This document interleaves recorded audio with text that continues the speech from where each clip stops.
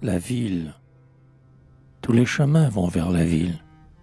Au fond des brumes, là-bas, avec tous ses étages, et ses grands escaliers et leurs voyages, jusqu'au ciel, vers de plus hauts étages, comme d'un rêve, elle s'exhume.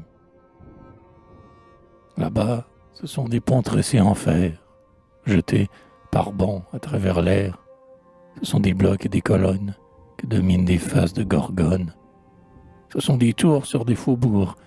Ce sont des toits et des pignons en vol pliés sur les maisons.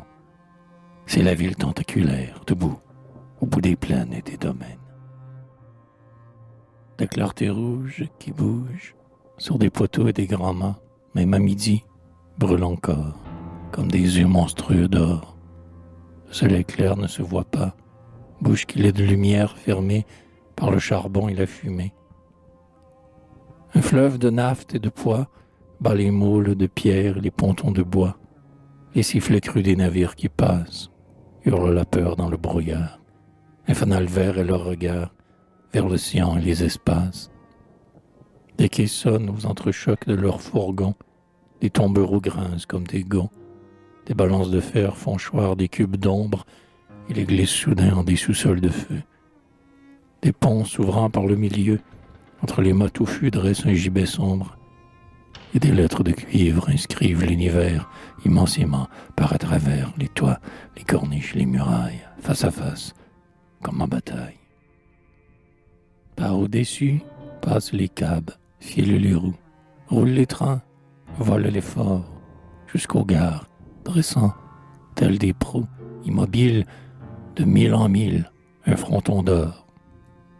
Les rails ramifiés rampent sous terre, en des tunnels et des cratères, pour apparaître en réseau clair d'éclairs dans le vacarme et la poussière. C'est la ville tentaculaire. La rue, ses remous comme des câbles, noués autour des monuments, fuit et revient en long enlacement. Et ses foules inextricables, les mains folles, les pas fiévreux, la haine aux yeux, happent des dents le temps qui les devance. À l'aube, au soir, la nuit, dans le tumulte et la querelle ou dans l'ennui, elles jettent vers le hasard l'âpre semence de leur labeur que leur emporte.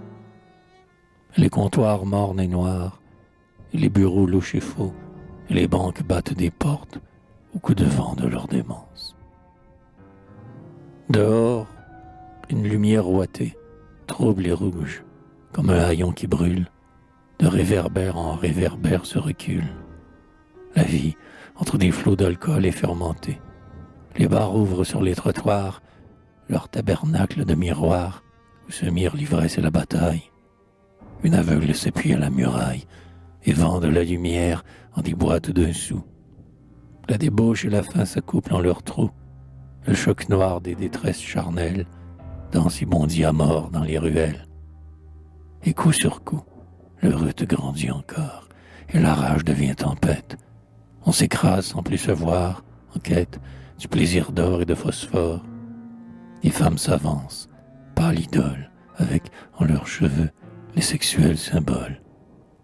L'atmosphère fuligineuse et rousse, parfois loin du soleil, recule et se retrousse, et c'est alors comme un grand cri jeté du tumulte total vers la clarté.